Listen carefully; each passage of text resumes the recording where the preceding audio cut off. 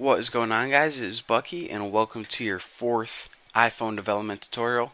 Super excited about this tutorial because we are finally going to be going over some user interaction, a way to interact with the user, not just showing them some text on the screen, because that's cool, but it ain't that cool. So here is the app we're going to be building. Um, Two buttons and a label at the top of the screen that you can't see. Whenever you click a button, the label pops up with a button's name in it. So you click red, red pops up. Blue, blue pops up.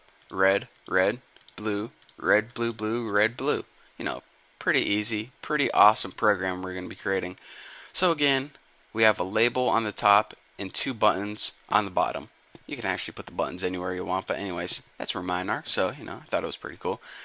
So go ahead and open Xcode, and let's go ahead and get started with this. What we're going to be doing is creating a new Xcode project, and just go ahead and make it a view based as last time. Choose and name it anything you want. I'm going to name mine Bucky's Buttons. I think that's kind of a catchy name. Maybe we can market that.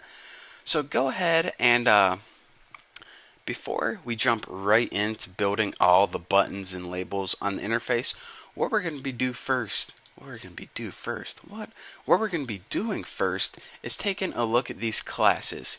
Now, these classes, you see a couple things. First of all, these delegate classes, these are pretty much the built-in methods, pretty much the background housekeeping stuff. We usually don't want to mess with these. What we are going to be messing with is this view controller class. Now, this view controller class is the class that controls all the stuff on your screen.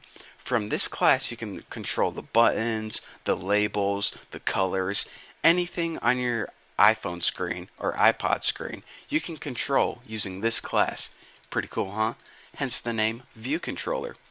So let's go ahead first and jump into your View Controller header and go ahead and delete these comments. Do we really need those? I didn't think so. So before we start typing code, I want to give you guys a little background of how code and objects on your screen interact with each other. So we're going to have this code that we type in this class. Alright, that's cool. And then we're going to have a bunch of buttons and labels on our iPod or iPhone. Alright, that's cool. I see this. But how does the code actually connect with those buttons? Well, whenever you type code in your class, you're going to be making these things called outlets. And an outlet is pretty much your code representation of that object. So, say you made an object, and by the way, all an outlet is going to be is pretty much a variable. So say you made a button on your screen. You can make an outlet variable in your code, so whenever you change that variable, say a property of that variable, it will actually change that button on your screen. So, they're pretty much one and the same. Again, these are called outlets. Outlets are pretty much variables that are connected to objects on the screen. So whenever you change the outlet, you change the object on the screen. Alright. So we know the basics of how to change an object on our screen. But there's also these things that you can connect to the objects on your screen that are called actions. And this is how you call code from objects. So outlets go from the code to the objects. But you can also do actions that go from the object to the code. Let me give you guys a quick example.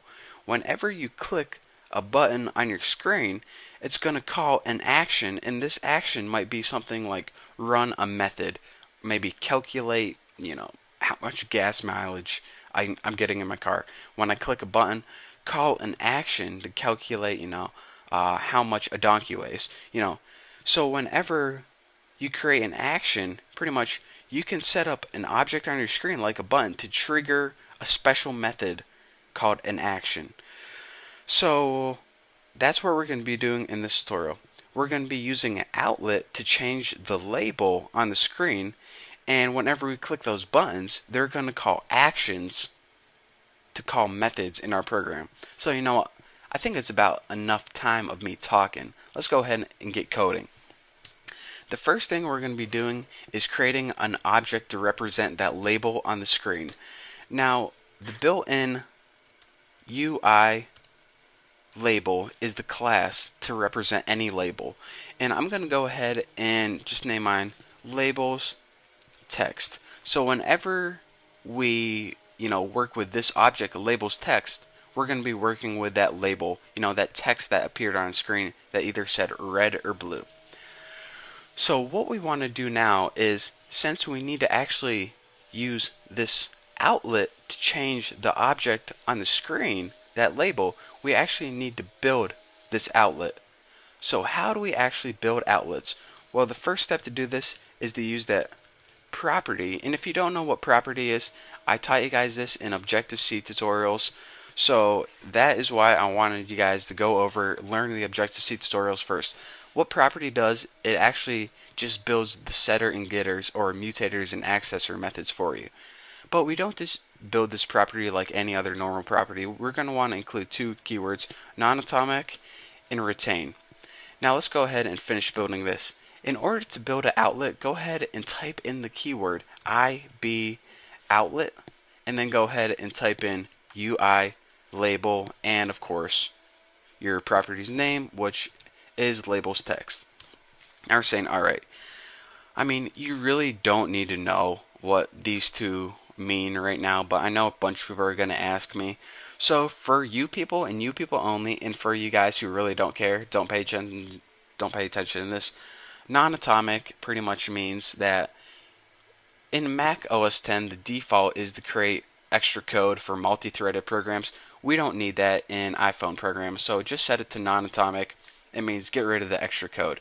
Retain pretty much means keep your variable in memory so it doesn't get lost. Usually what you want to do is, anytime you're creating a property that isn't just a basic raw data type like int, char, float, you want to retain it. If you're creating just a basic property like int x, then you don't need this at all. But usually retain any property that isn't raw like this one.